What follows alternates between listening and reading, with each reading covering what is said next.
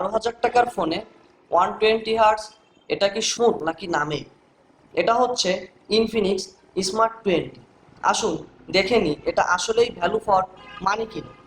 এখানে আপনি পাচ্ছেন 6.78 ইঞ্চি এইচডি প্লাস ডিসপ্লে, সাথে 120 হার্টজ রিফ্রেশ রেট, প্রায় 700 নিটস, যা ইনডোরে একদম পারফেক্ট, কিন্তু আউটডোরে একটু প্রবলেম হতে পারে।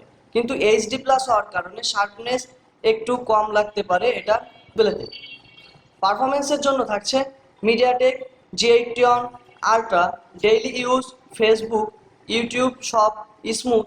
ছোটোখাটো গেমিংও ঠিক আছে, কিন্তু পাবজি, ফ্রি ফায়ারের মতো বড় বড় গেমিংয়ে ল্যাগ পেতে পারেন এই ফোনটাতে।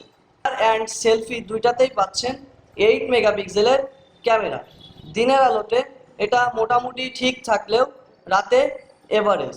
আসলে এই বাজেটের ফোনে খুব বেশি একটা আশা করা যায় না, কিন্তু ইনফিনিক্স চাইলে এটাতে আরও বেটার কিছু করতে পারতো। ব্যাটারি হিসাবে থাকছে 5200 mAh ব্যাটারি, এবং চার্জিংয়ের জন্য থাকছে 15 ওয়াটের চার্জার, সাথে 5 ওয়াট রিভার্স চার্জিং তো থাকছে। ফোনের যে জায়গাটা সব থেকে বেশি আমাকে মুগ্ধ করেছে সেটা হচ্ছে এটার ফিচার্স।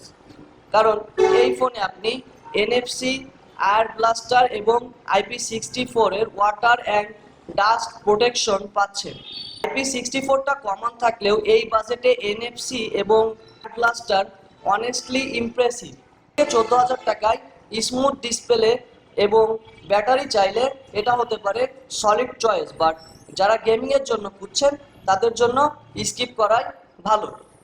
আপনাদের এই ফোনটা কি ওয়ার্থ ইট? কমেন্ট করে জানান, আর নতুন হলে পেজটি ফলো করে পাশে থাকুন।